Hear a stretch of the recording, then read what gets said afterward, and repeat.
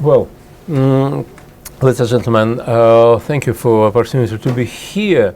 I heard a lot of Russian language here, so I'm not sure that it's better to speak English instead of speaking Russian.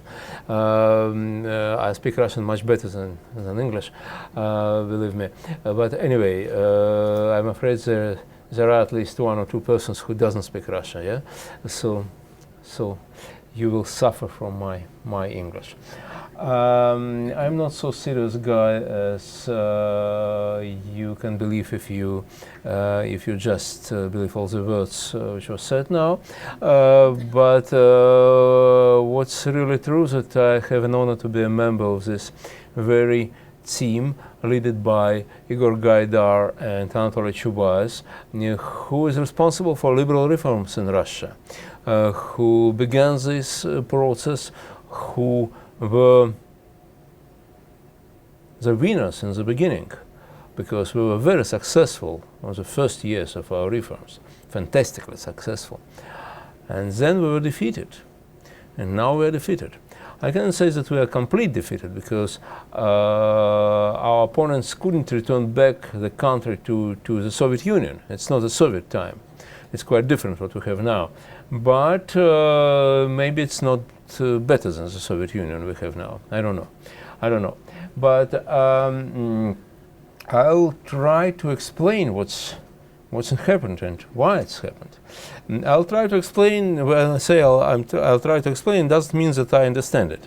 As a professors, you know that the better way to understand something is try to explain it to anybody else.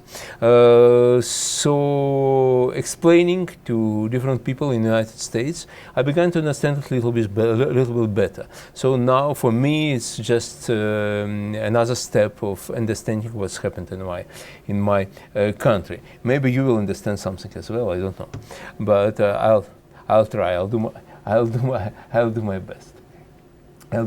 And the last previous remark that I'm psychologist in my background. I'm psychologist, and I even have an experience of being psychotherapist many years ago for some period. And but the last 20 years, almost 20 years, I'm not in psychology. I was in the energy sector as a member of executive board of RAO UES of Russia. I was in nanotechnology. I was in professional politics, being a leader of the political party, and so on and so on.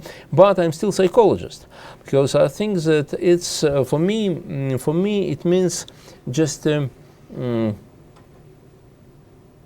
point of view. For me, human emotions are very important, human feelings. And for me, everything which happened in politics, revolutions and coups, reforms and elections, it depends on human feelings, of human desires. Of course, it depends on economy, it depends on climate, and many other determinations. But when you vote, you just vote for the good guy, or you vote against the bad guy. So you vote for this because the second one is even worse than this one. It's normal. But because you have these attitudes about this person, if you take part in a revolution or in a uprising or a civic war, it means that you have some values. You believe in something. You believe in future. You believe that if you do this and that, the life will be better. Maybe you are mistaken. It doesn't matter. Maybe you have wrong images of reality, but perception is reality. So we'll speak about human feelings, about human perceptions, and so on.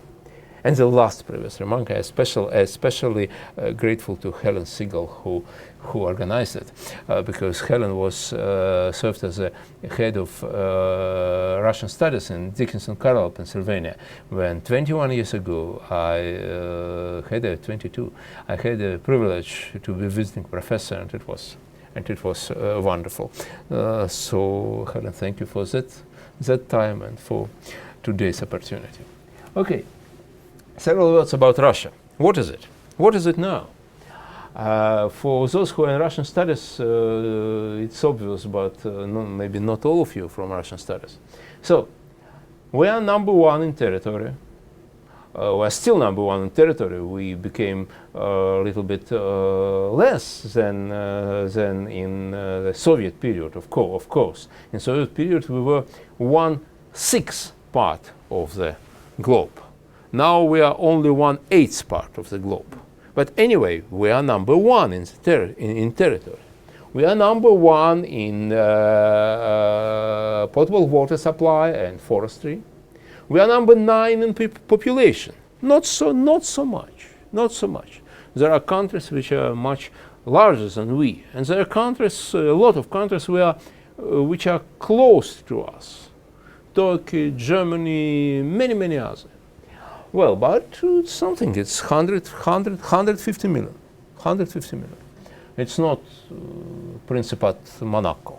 It's a little bit larger. Well, GDP. Very difficult to say. Before the crisis, we were 6-8, something like this.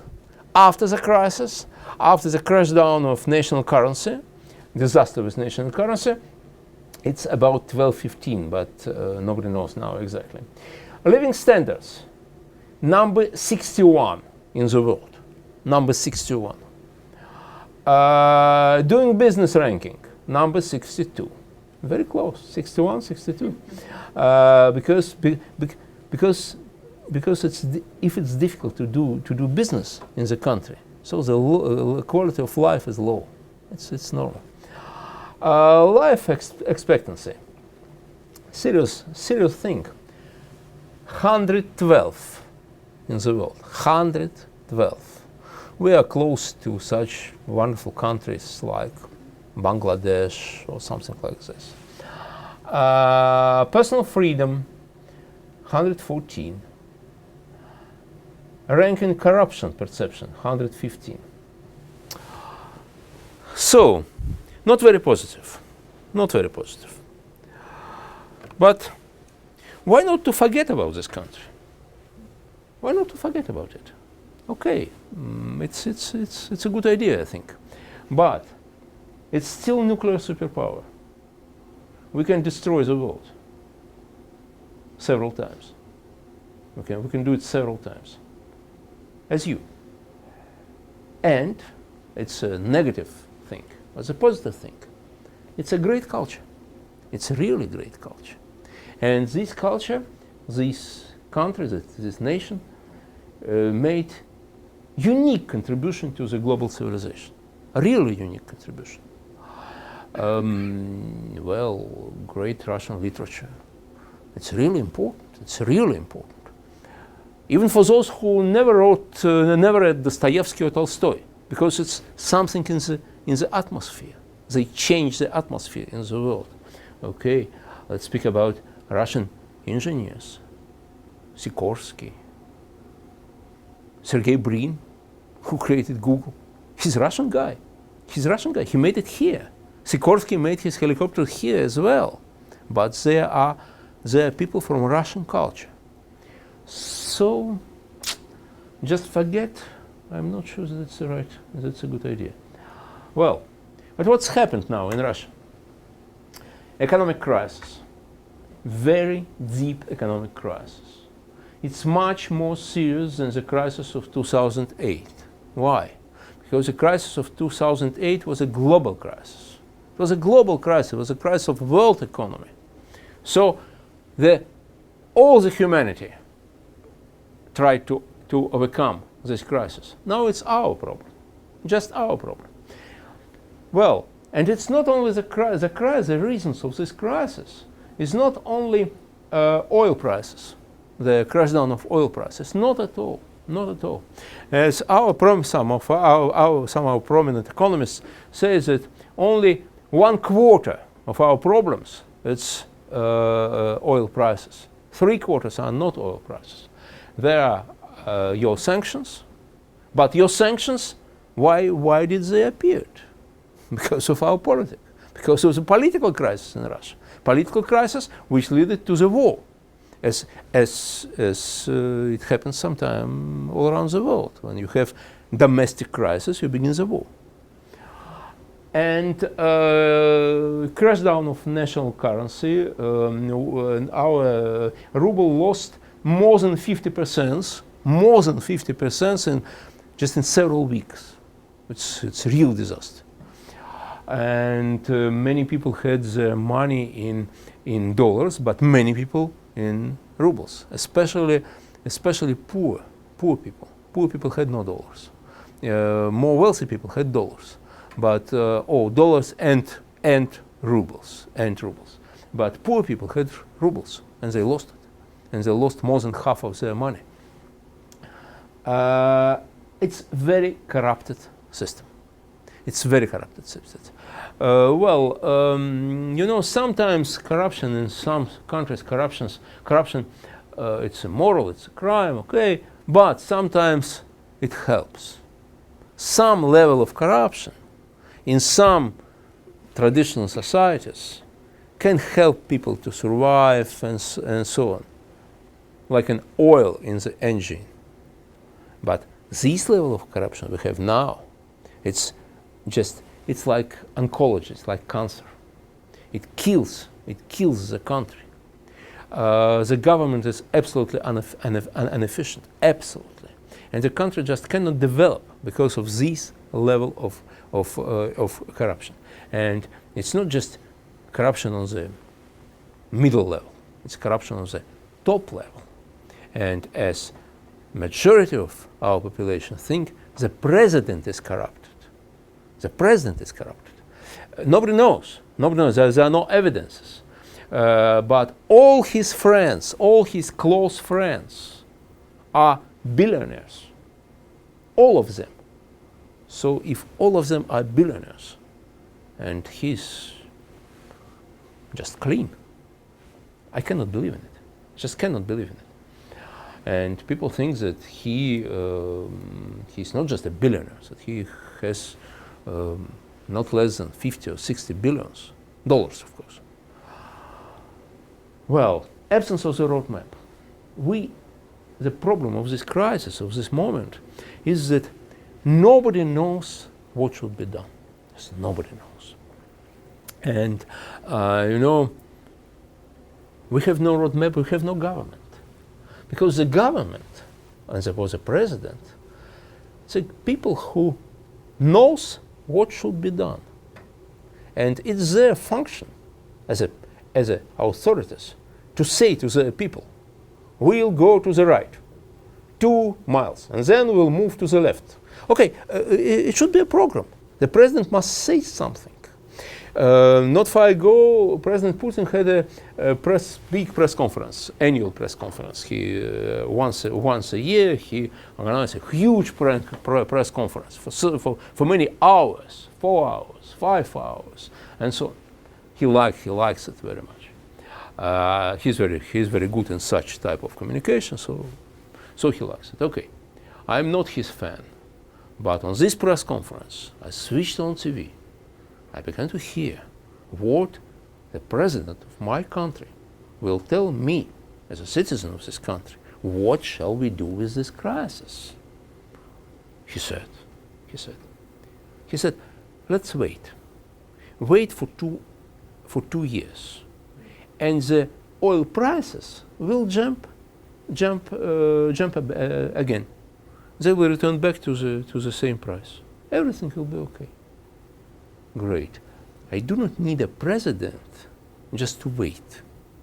I need a president for the program, for ruling the country. Just wait. It's not a program. It's not a program. Well, And we have very archaic and aggressive ideology now. My compatriots who are here can how to say, подтвердить. Can confirm it, of course. I have a German friend who is a little bit elder than myself, and his grandfather was a young guy when Hitler came in power.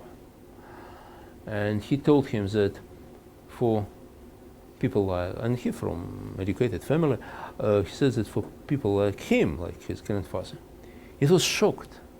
They couldn't believe that it had happened in their country. Such primitive people, such stupid people, such primitive, aggressive ideology became ideology of great Germany. So we have the same now. Our ideology is terrible now. Russia surrounded by the enemies. There is a world conspiracy led by United States, of course, to destroy Mother Russia. Nobody understands why, but there is. And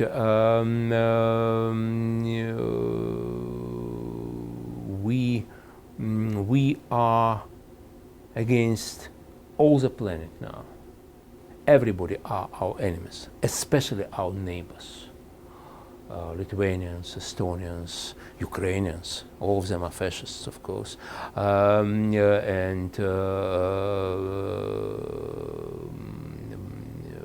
Poles, of course, Catholics, Catholics even worse than Muslims, and atheists are worse than both Muslims and Catholics. We are the only hope for Russian Orthodoxy. We believe, not we, not myself, of course, but many people believe, like even the terrible believed, that everybody will die, only Russia will be saved, only Russia. We have a joke that God created Mother Russia. The rest of the world is a special project of CIA and State Department. People believe that it's a joke, but people really believe that Ebola, it's your secret weapon you created in your laboratories to fight with Russia. People believe in it. People really believe in it, unfortunately. People believe that Jesus Christ spent his childhood in Russia. It was published in one Russian newspaper, and I had another version that that Marie was a Russian girl who left Russia because she afraid of Masons, and she found a good place, Israel, to save herself from Masons. So it's disgusting.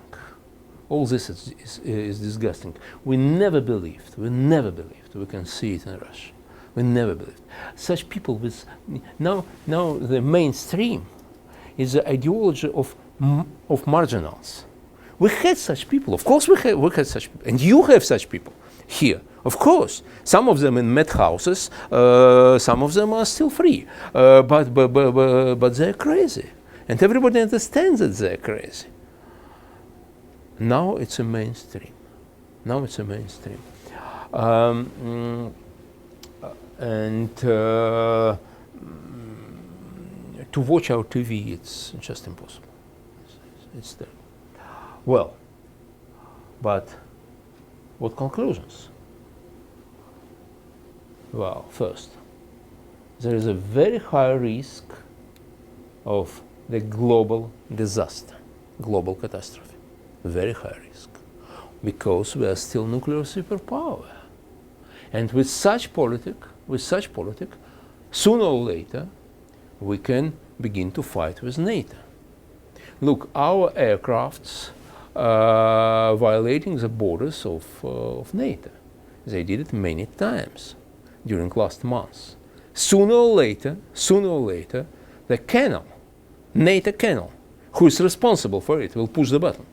Sooner or later he will do it, because it's his job, because it's his duty. He must stop the foreign aircraft, which doesn't respond to the signal, which doesn't react to the orders from the Earth. So he's an enemy. Sooner or later he will do it. NATO cannot. So it's a real risk of the global catastrophe. It means that we need a roadmap how to overcome this political crisis in Russia. And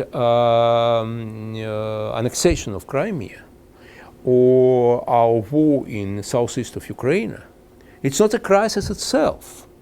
It's only the symptoms of crisis. The crisis inside Russia, like the crisis was inside Germany in 30s, inside Germany. Now it's inside Russia. So we need a roadmap. But who we? Not only we, Russians. You guys as well. Because it's not only our problem, it's your problem. It's your problem as well, the problem of your security. It's a problem of your security, it's a problem of new Cold War, it's a problem of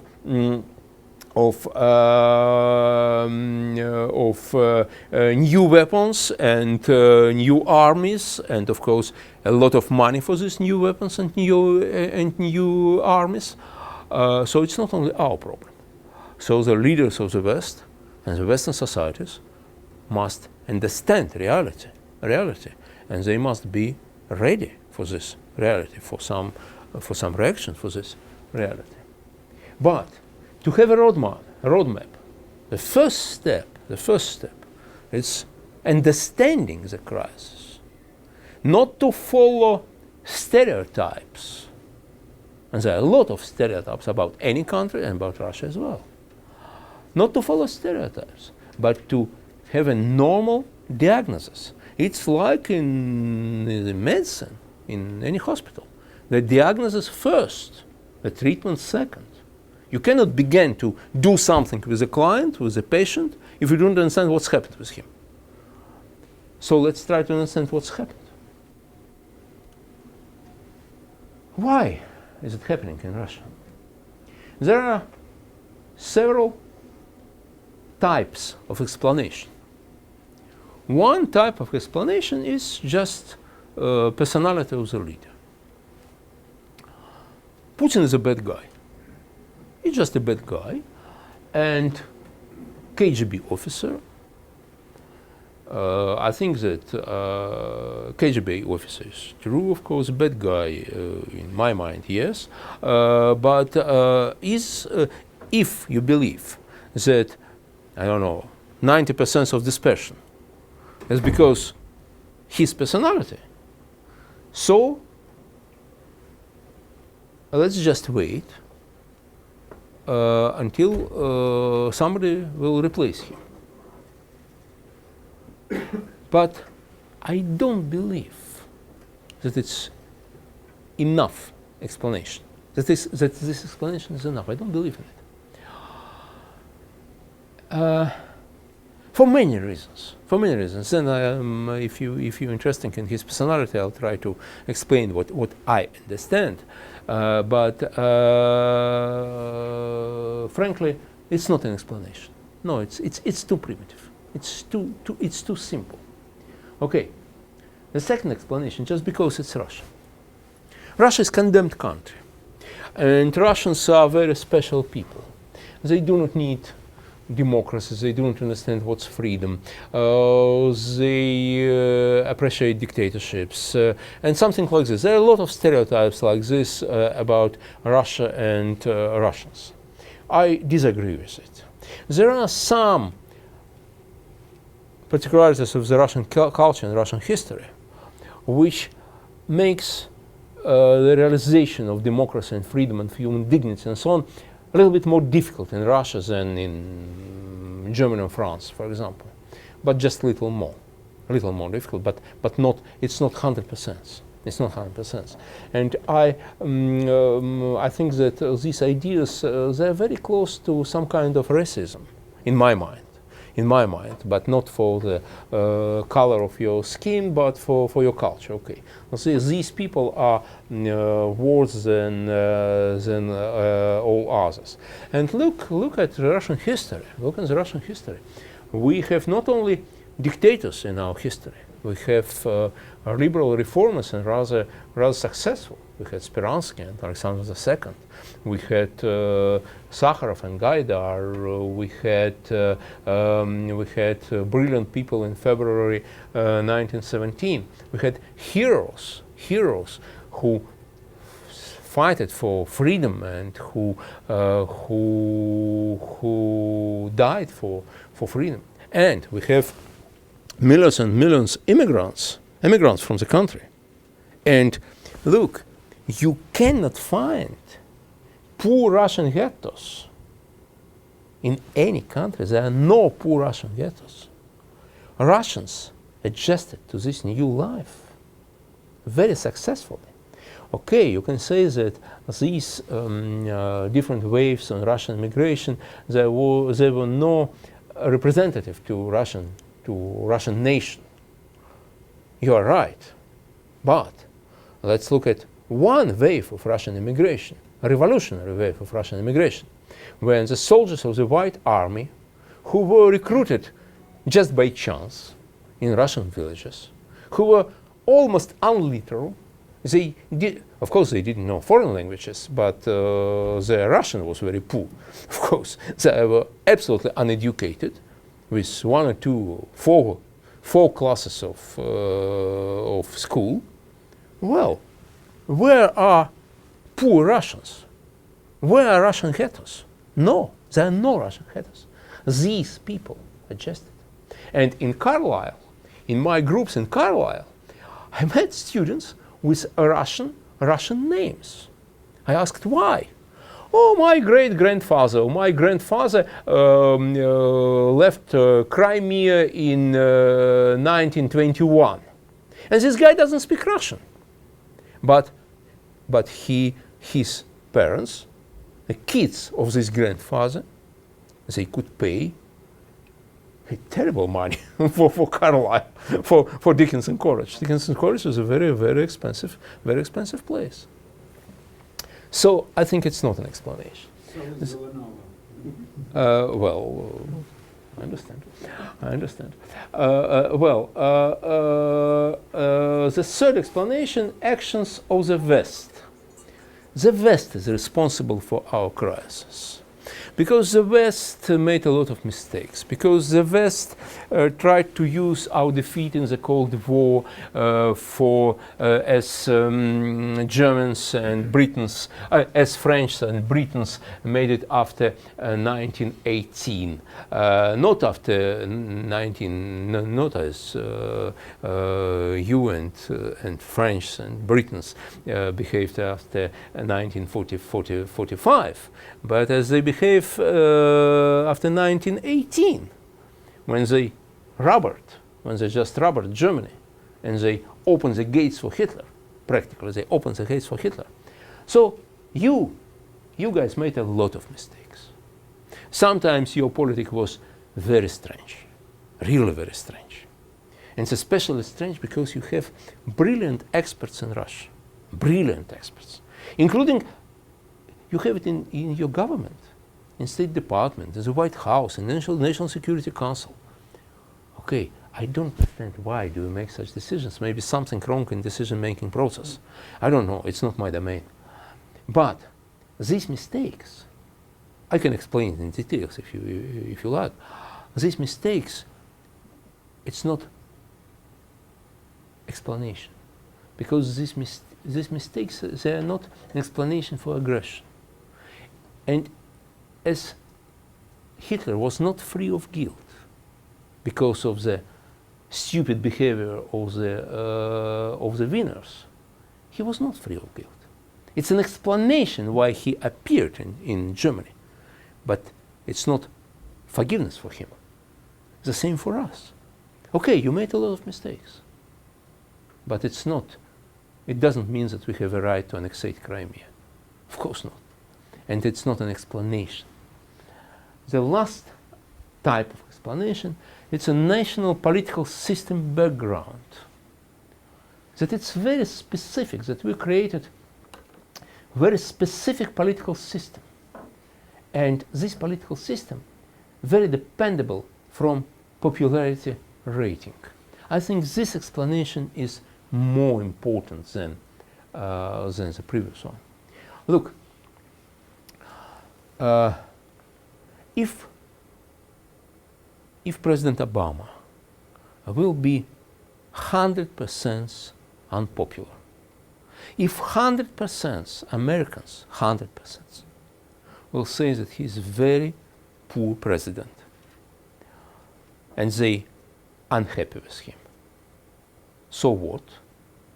He's a president and commander-in-chief until January 2017.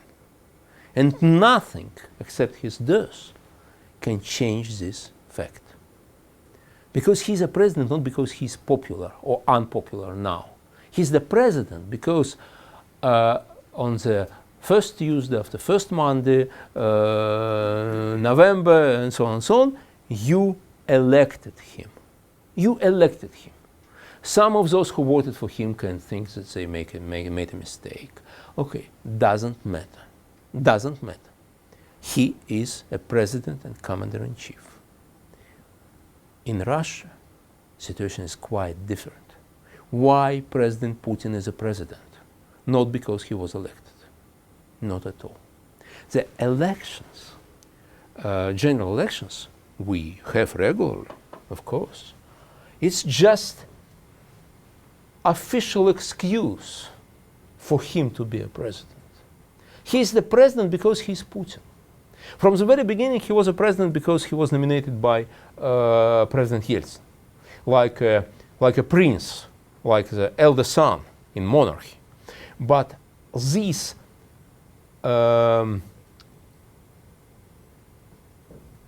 monarchy legitimacy was important only for first several weeks of his presidency. And then he's a genius politician. He's a genius politician. And he's very smart.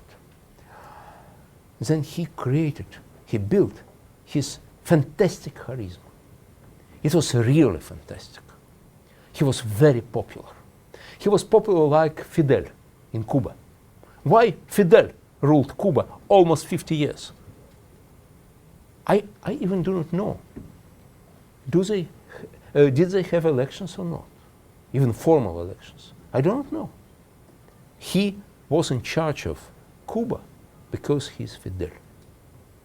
And it was enough. Putin was just Putin. He was more popular than anybody else on this position in Kremlin before him. But, you know,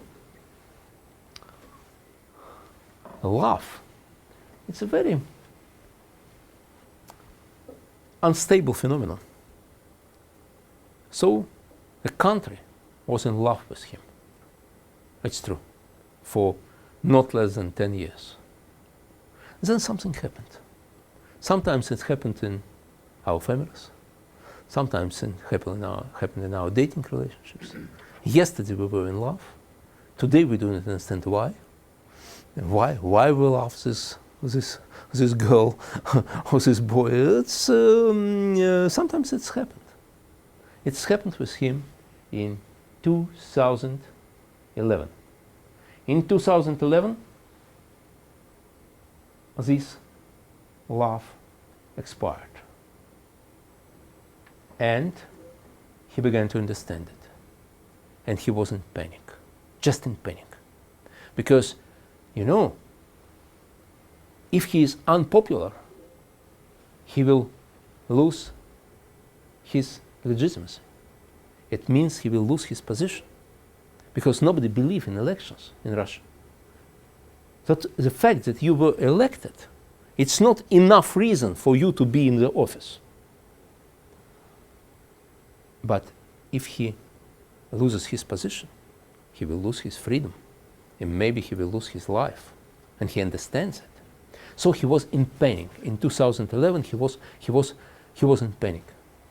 When after the 2012 elections, when he was elected again, he cried. He cried, and the camera showed it to the country. He really cried. Well, how can you rebuild legitimacy? The best way, elections, normal elections. And many people, I know it exactly because I took part in preparing one of the reports for him in the end of 2011. Many people tried to persuade him, Mr. President, you need he was prime minister at this time. We had a lot of jokes about his prime minister and president, when the prime minister was much more important than the president. We had a joke, for example, that if you have serious problem, a really serious problem, you must go to the president or even to the prime minister, who's much more important, of course. And we have a lot of jokes about Medvedev, who was this acting president for 4 years, for example, that it's his birthday, and Putin gives him as a benefit for his birthday a luxury sport car, a luxury car. And Medvedev is delighted. He says, well, thank you. Is it my car? Yes, it's your car. It's my benefit for your birthday. And can I sit inside? Of course, it's your car. Dima, it's your car. And a lot of buttons. And can I push these buttons? It's your car. It's your car. You can do whatever you want. It's your car. Well, and where is the wheel? You are not grown up enough for the wheel. So people try to persuade him and say that you will win normal elections. Don't worry, you will win. You must organize normal elections without any falsification, without any lie, without any, we call it administrative resource. And you will win, and you will be legitimate president. And forget about popularity, about these people who are against you and so on. And I was for this exit. I didn't appreciate him again in Kremlin. But I think that elected president is much more important than who is the president in Russia.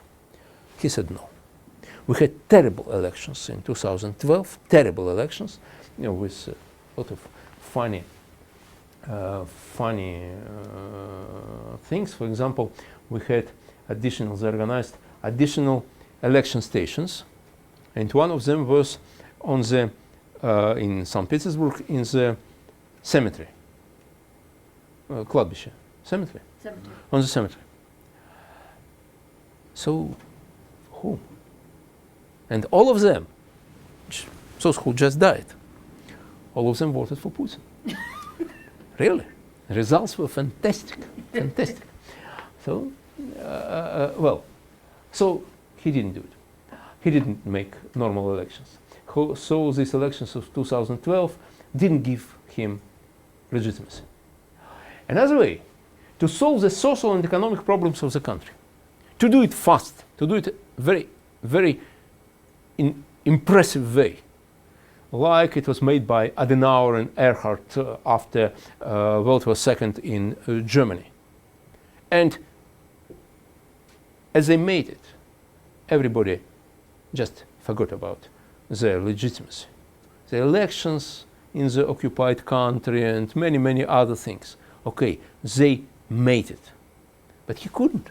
It's not so easy. It's absolutely impossible in corrupted country. Absolutely impossible.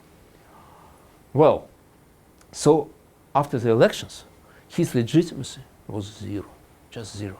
And he understood it. And maybe you heard about the Russians who are here, of course, know it.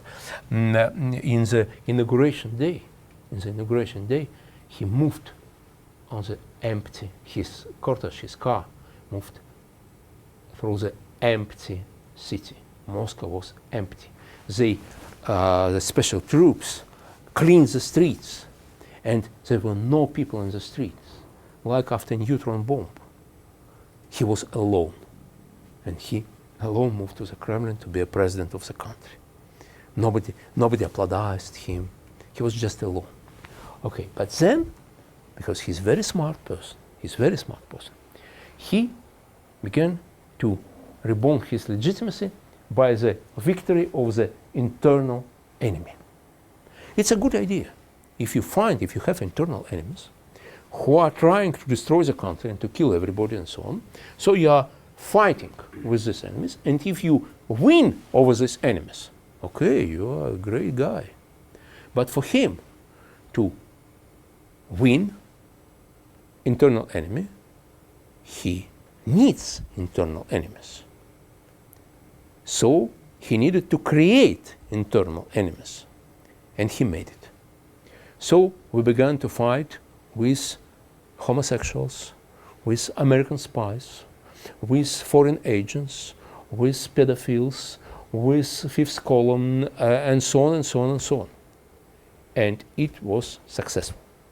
Some people think that he's just crazy. When they looked in 2012, 2013 for this barbarian ideology, for this fighting with the enemies of the faith, for example, in 21st century, with this trial with, against Pussy Riot, these girls who I don't appreciate dancing in the church. Myself, I don't appreciate it. But 2 years in prison, it's crazy. It's crazy. It's not 21st century. But all this was reasonable because people supported him and became more and more popular. Especially, I don't know why, but people especially enthusiastic about the fight with homosexuals. I don't know why we are so homophobic society, but we are really very homophobic society. Well, and in our propaganda about the West, maybe it will be strange for you, but all Western governments, they have as a main goal to forbid heterosexual marriages and to press everybody be homosexuals. Everybody, especially in Europe. In America a little bit less, but in Europe. We even call Europe now not Europe but Gay Europa. Gay Europe. It's terrible. But then, in the end of 2013, he received wonderful benefit from Ukrainians. Ukrainian revolution. So he began to use it. Now we have external enemy, and we are fighting with external enemy. Who are our external enemy? Not Ukrainians, Americans. Maybe you do not know that American soldiers fighting with our soldiers in Ukraine now. Ukrainians, they are too primitive, they are too stupid, they are too lazy, they cannot fight. Americans can. So many people believe, they really believe, that there are American soldiers, American troops in Ukraine now. And those are volunteers, and we have real volunteers, not only those whom we call volunteers, but real volunteers. These volunteers, they are going to Ukraine fighting with Americans, not with Ukrainians. Well, and now he is really very popular. And all this politics is very successful. Look, it's the support of Crimea takeover. Look, more than 80%, no, almost 90%,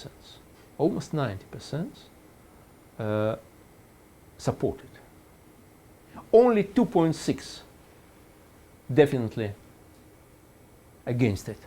Only 2.6 of Russians. And it's good. It's a good news. Because in the beginning it was only 1%. Only 1% of Russians were against annexation of Crimea.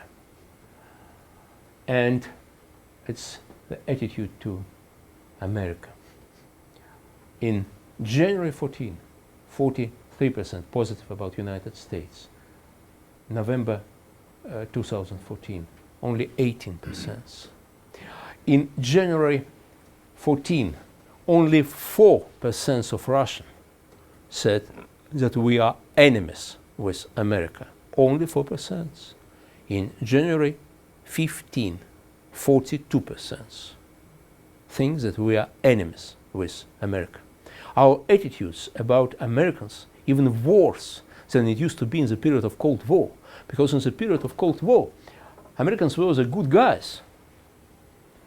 Not so smart as we, of course, a little bit younger brothers, but good guys. They lived in the bad country, in the imperialistic country, ruling by the bad government, but they were good guys. Now Americans are bad guys. Not only Obama is bad guys. Okay, forget about Obama. Or McCain, who's devil. But ordinary Americans are very bad guys. Maybe you know that American families adopted Russian kids to sell them for organs, to sell their organs. And people believe in it. People believe in such terrible things about Americans and about America. Well, and the result, look, it's a popularity of Vladimir Putin. 65 in January 2014, 85, 88, November, December, 88 again in January 15, again 88. So it's fantastic. It's fantastic. Such figures could be for Saddam Hussein, for Hugo Chavez, for dictators. You cannot have such figures in a democratic country. Your greatest presidents never had such figures. Never, because you have opposition, you have political competition. It's absolutely normal. Well, so he is successful.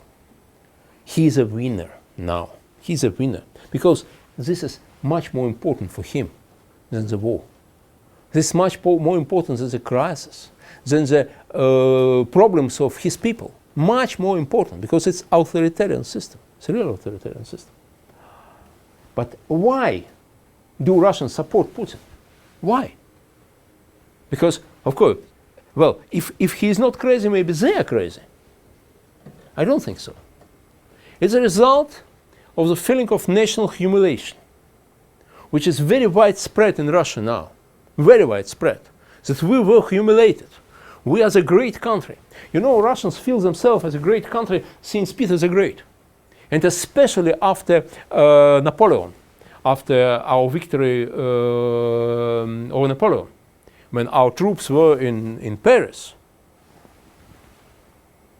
And the idea of mission of Russia, even elder than Peter the Great, it appeared, nobody knows when, but it was even in Kiev's Russia, this idea of special mission. Maybe it's a crazy idea, okay, but people feel it. People feel it. So they feel themselves humiliated. And annexation of Crimea was the first case in post-Soviet history when they began to be proud of their country, because this annexation was made without any shooting, without victims. So they were really happy, really happy. As Germans were happy when Hitler annexed Sudets, for example. It's a terrible road. It's a terrible road. It leads to the hell. But in the beginning of this road, people do not understand it, as usual.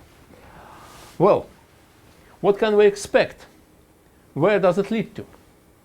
I think it leads to radicalization of the country, especially because we have real Russian volunteers, several thousands, not less, in Ukraine.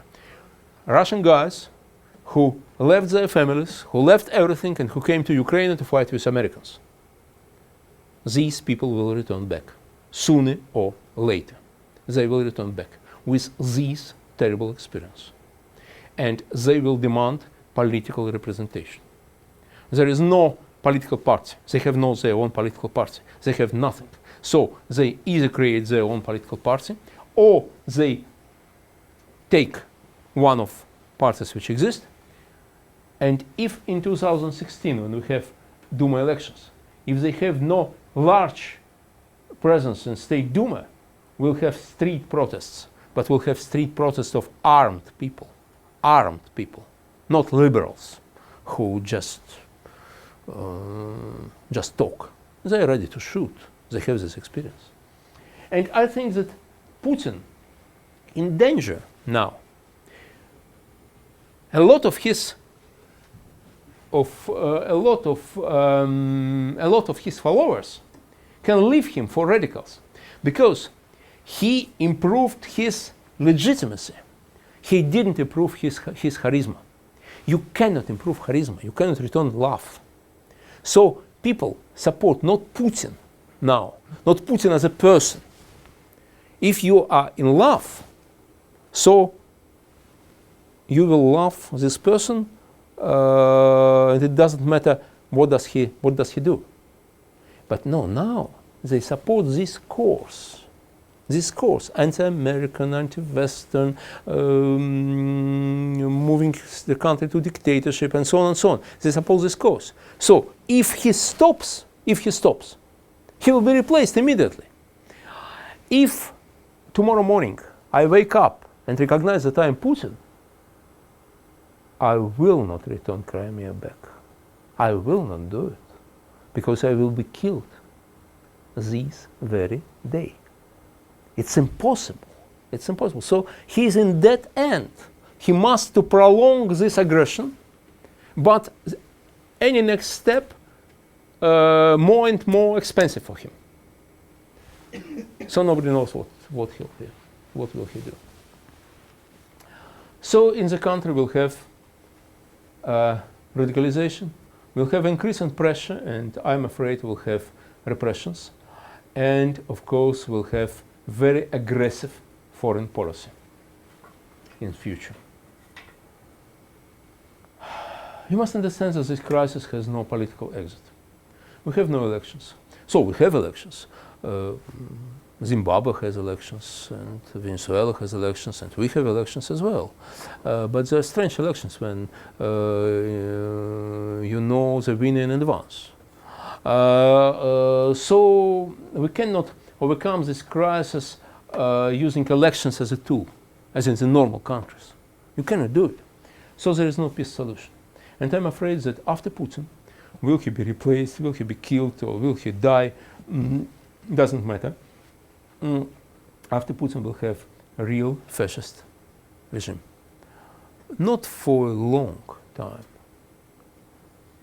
The problem is, will it be long enough to begin the World War or not? If not, so those who survived will return back to normal development, and the country will return back to normal development. And of course, it's a very high probability of the World War. Very high, unfortunately. I think it's the most dangerous period after which the humanity had after World War II. Well, I don't want to discuss our actions, Russians, I mean Russian actions, because it's our domain. But the actions of the West. You have two strategies. Just wait. They will kill themselves, I mean Russians. Okay, it's a good strategy. It's the cheapest strategy, but it's too dangerous because we are a nuclear superpower. The second strategy is trying to do something. What can you do? I think you need very smart sanctions policy. Your sanctions are effective. They're really effective. Not only painful. Of course, they are absolutely ineffective if believe in the goals which were declared. But I do not think that they were real goals. Of course, we will not return Crimea and so on. It's impossible. But I think the real goals were quite different. The real goal was to prevent our next aggressive steps. And maybe they prevented them for some period. Maybe now it's not enough, I don't know. But they prevented them. I am sure that if not your sanctions, we'll just took this ground corridor to Crimea, for example. From military point of view, it's not very difficult for us. So I think the only explanation why we didn't do it yet, it's your sanctions. Your personal sanctions, sanction lists, are effective. You know, the people in the sanctions lists are billionaires. And think, if you are one of them, you have billions and billions. You have castles in Spain. You have real estate in the United States. You have bank accounts all around the world. Your kids study in private school in Switzerland. Your wife lives in a palace in the United Kingdom. Your girlfriend in Paris, another girlfriend in Monaco, and so on and so on. You have a jet which is ready to fly, but you cannot. You cannot. You have no right. You can fly to Lukashenko. You can fly to Pyongyang, to North Korea, but you cannot fly to Paris. You cannot fly to Switzerland. You cannot fly to the United States. So they are very unhappy. They are very unhappy. And they are trying to press Putin. The problem is that he is 100 times smarter than all of them together. They are just vegetables, his friends. We have a joke that Putin and his friends came to the restaurant and the waiter asks him, Mr. President, what do you prefer, meat or fish? And the president said meat. And the waiter asked him, what about vegetables? He said, vegetables will take meat as well. So being vegetables, they cannot make a coup. They cannot make a coup. But anyway, who knows? Who knows? So you need smart sanctions policy. You must help Ukraine. You must help Ukraine. And I am absolutely sure that you must give lethal weapon to Ukraine. I'm absolutely sure. And I think that it's the only way to save lives of the Russian soldiers.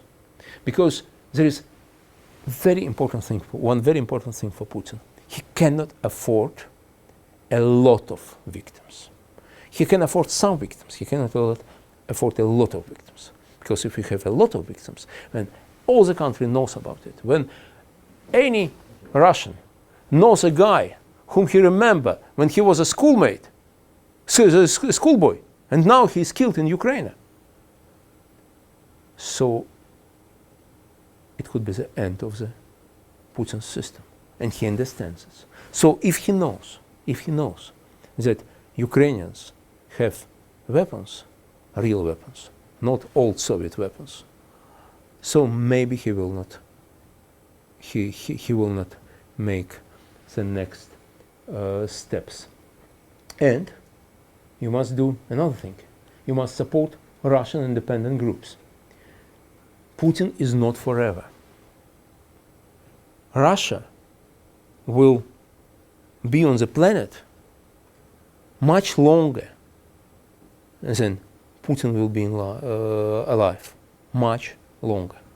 So thinking about the future, about the world after Putin, about relationships with this great country after Putin, you must support now those people who will care about the country after him.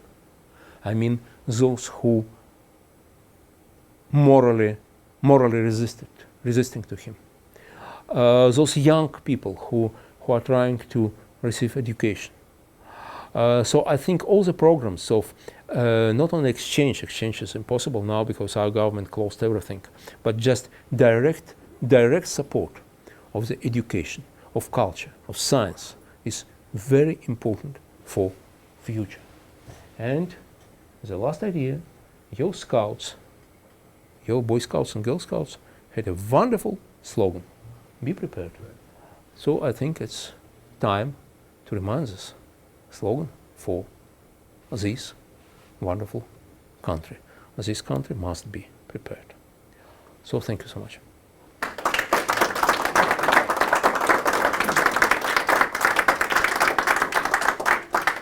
Thank you, Doctor. I'm sure your audience would like to engage you. So myself. Okay. I'll say. No. Paul first. Okay. A question, what's the role of the Russian Orthodox Church in all of this? Russian Orthodox Church. Let's divide two things. Russian Orthodoxy as a religion of some Russian people. We are atheist country, and only 3 or 4% practice Russian Orthodoxy. They go to church, and so only 3 or 4%. But there are some people who are Russian Orthodox. So let's divide religion and the church. The church is just a department of a presidential executive, not more. Not more. Absolutely corrupted, absolutely how to say, all of them are from KGB. All of them. From Patriarch, his KGB officer, and all of them are KGB officers. So the church, the role of the church is 0 or sometimes negative. The role of Russian Orthodoxy, I don't know. Russian Orthodoxy is really a part of Russian culture, a very important part of Russian culture, even for atheists, like myself, for example. Because the culture developed like Russian Orthodox culture. So I think Russian Orthodoxy maybe has a future, but I'm not a specialist. Russian Orthodox Church, just a department of Putin's executive.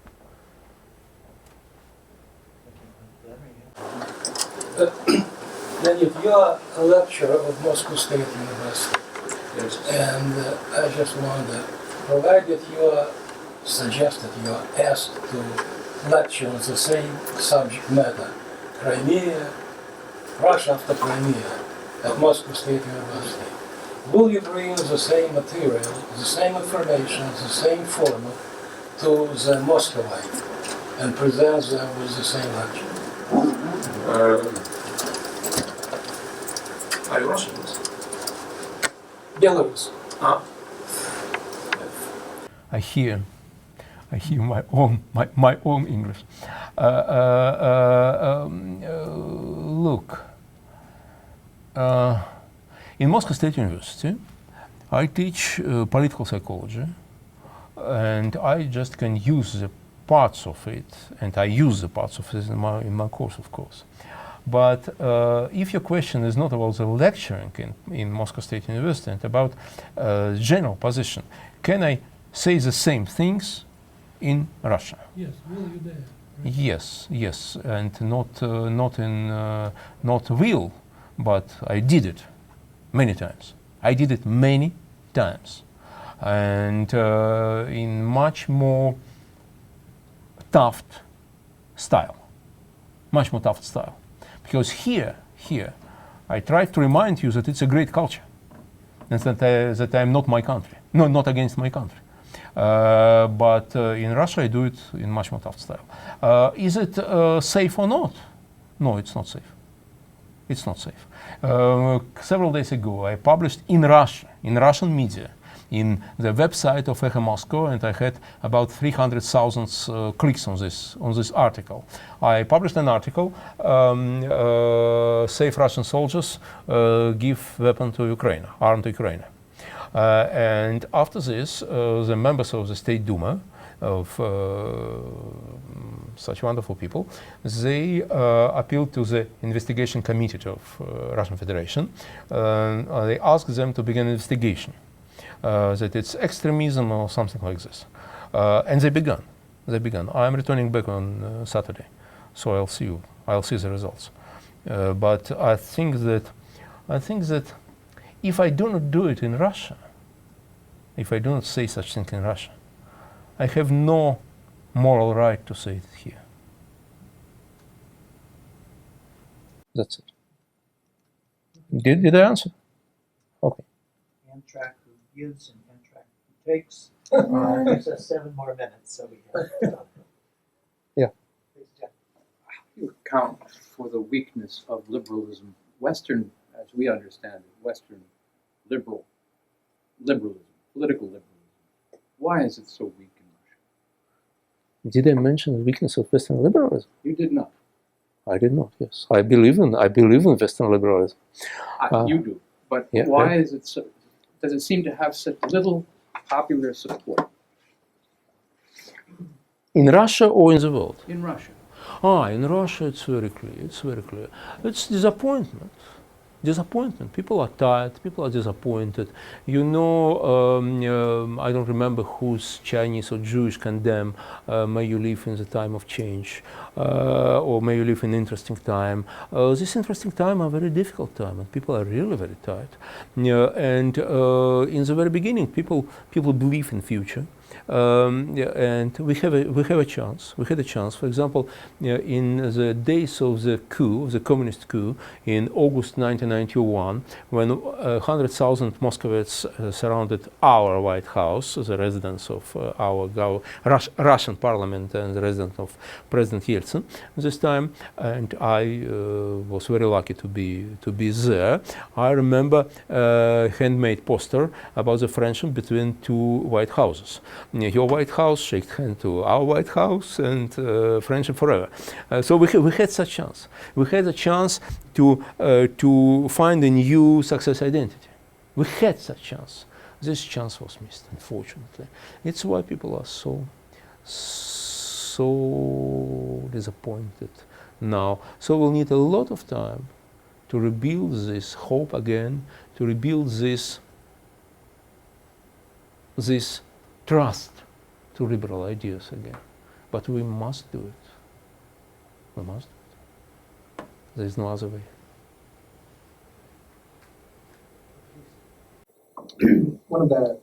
So I've spent a fair amount of time in Central Asia, and one of the concerns that I've heard from my friends who are still in Central Asia is Crimea was first, and next is northern Kazakhstan, or other parts of the former Soviet Union. Do you think that there's any legitimacy to that concern, or do you think Putin will have his hands full for a while, focused on Ukraine? Putin needs new victories. So I think that North Kazakhstan is in danger, in real danger, as well as Belarus as well. I think that he can do it. He can annexate Belarus.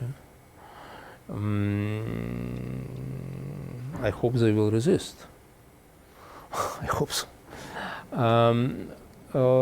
So North Kazakhstan, Belarus, Moldova, and former Asian republics. Another problem is Baltic states. From one hand, in Estonia, we have the districts, eastern districts, where ethnic Russians are in majority. From another hand, Estonia is a member of NATO. Sorry? And the EU. But NATO. In this case, NATO is even more important. So I think that this the hierarchy of danger. Number one, those parts of the former Soviet Union, excluding Baltic states, where ethnic Russian dominate. Number two in this hierarchy, former Soviet Union, just former Soviet Union, Tajikistan, Uzbekistan, Armenia, of course, and so on. And number three, those districts of NATO countries where Russian dominates, ethnic Russian dominates in population. This time last year, I was able to go to Moscow and talk to a member of Pussy Riot, and she really thought that there would need to be some kind of revolution within Russia. Do you think that's kind of possible, or that that's what needs to happen? I know that's what all those girls Again, Pussy Riot, yeah. they think about the revolution. Yes, yeah. I know them personally because I didn't know them before the performance, but when they made it and when they became under attack, I tried to defend them on TV on different cases. So when they were liberated, we met with both of these young ladies.